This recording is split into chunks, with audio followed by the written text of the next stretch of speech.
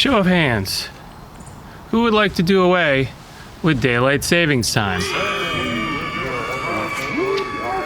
Too bad. It's not going away anytime soon. Because as long as the Status quo is the way it is, and society functions in the post-industrial way it has, daylight savings time and the time switching associated with it will not change. More on that later.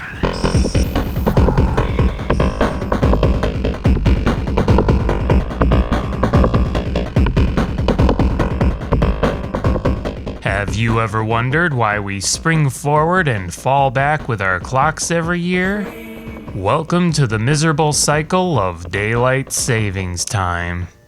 The concept of daylight savings time dates back over a century, with its origins rooted in the need to make better use of daylight and conserve energy.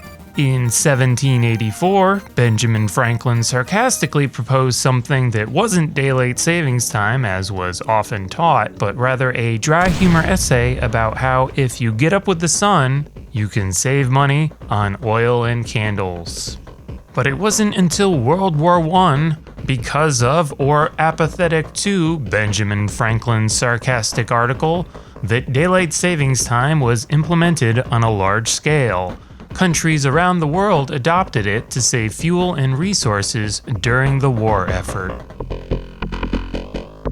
After the war, many countries reverted to standard time, but daylight savings time made a comeback during World War II for the same reasons.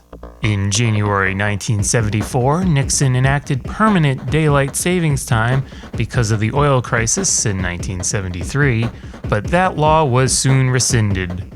Within a month, after 8 school children were hit by cars in the dark. Today, daylight savings time is practiced in over 70 countries worldwide, although not all regions observe it, and the start and end dates can vary.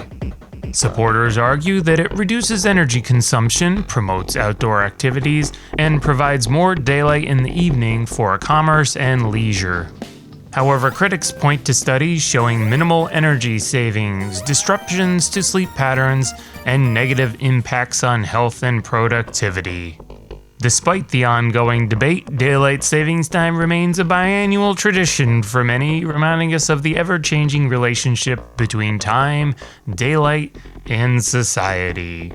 So the next time you wake up on that miserable Monday morning in March to find your circadian rhythms are being assaulted by an alarm, take a moment to reflect on the fascinating history and reasons behind daylight savings time. Daylight savings is the act of turning the clocks forward 1 hour between March and November.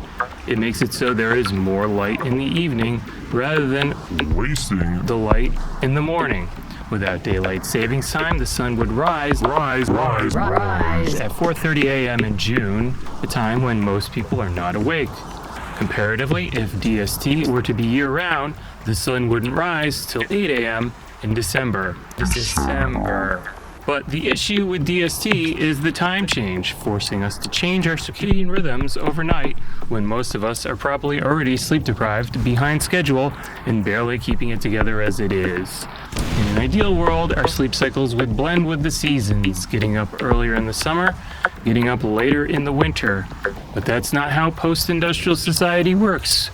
We don't adjust to nature. we plow through it.